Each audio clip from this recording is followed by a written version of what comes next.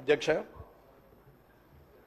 గౌరవ మర్యాదల గురించి, సాంప్రదాయం గురించి, సభా సాంప్రదాయం గురించి అందరూ రాజకీయ నాయకులం అందరం కూడా మాట్లాడుతూ సభా వేదికగా నేను తెలియజేసేది ఏంటంటే, ఎవరమైనా సరే ఎదుటివారిని గౌరవించుకుంటూ విమర్శలు, సద్విమర్శలు, ప్రతి విమర్శలు చేయాలి తప్ప భాషని ఇంకా దిగజారుస్తూ మాటలు మాట్లాడడం అనేది సరైనది కాదనేది నా అభిప్రాయం.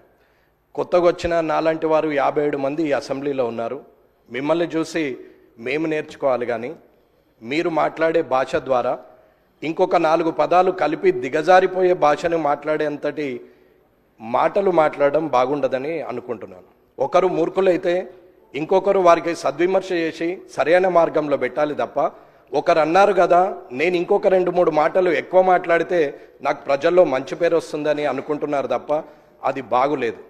ఇలా మనం ఒకరి మీద ఒకరు మాట్లాడుకుంటూ వాటిని కనీసం రికార్డ్స్లోకి కూడా తీసుకునే పరిస్థితులు లేకుండా మీడియా ముందట మాట్లాడుతూ పోతుంటే ఆఖరికి మీడియా వాళ్ళు కూడా క్లాస్మేట్స్, చిన్ననాటి మిత్రులు ముఖ్యమంత్రి గారు అయినట్టు ముఖ్యమంత్రి రేవంత్ రెడ్డి లేకపోతే మాజీ ముఖ్యమంత్రి చంద్రశేఖరరావు అని చెప్పి సింగులర్ వర్డ్లు మాట్లాడి, ప్రధానమంత్రి మోడీ అని మాట్లాడి చిన్ననాటి మిత్రులతో సంబోధించినట్టు సంబోధించే పరిస్థితికి మీడియా కూడా వచ్చిందంటే దానికి కారణం రాజకీయ నాయకులమైన మనం అనేది మీరు గ్రహించాలి. బూతులు మాట్లాడడమే రాజకీయ లక్షణం అనుకుంటే అది అవలక్షణం అనేది నా అభిప్రాయం.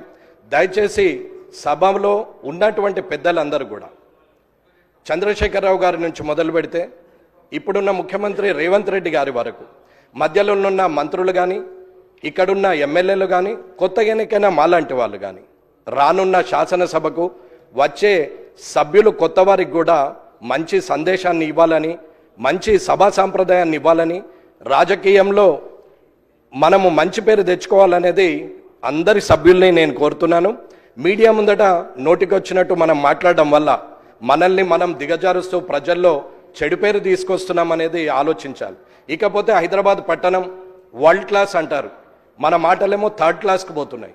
ఈ వరల్డ్ క్లాస్, థర్డ్ క్లాస్ని కొంచెం చూసుకుంటూ ప్రజలందరూ కూడా గమనిస్తున్నారు. కాబట్టి మీరు సభను, అధ్యక్ష, మీరు ఖచ్చితంగా